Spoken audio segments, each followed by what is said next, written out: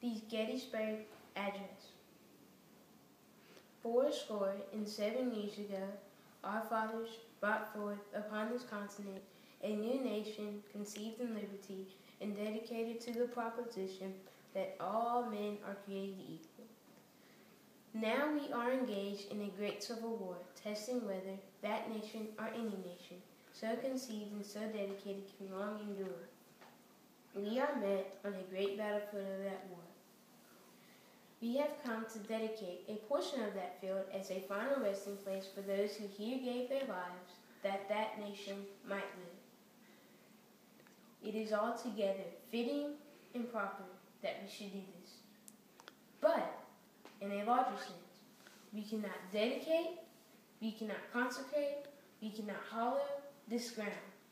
The brave men, living and dead, who struggled here have consecrated it far above our poor power to add or detract.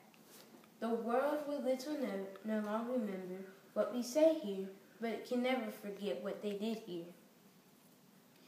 It is for us, the living, rather, to be here dedicated to the unfinished work which they who fought here have thus far so nobly advanced.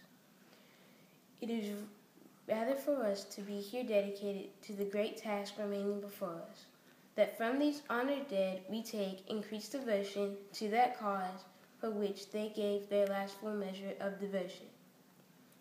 We here highly resolve that these dead shall not have died in vain, and that nation under God shall have a new birth of freedom, and that government of the people, by the people, and for the people shall not perish from the earth.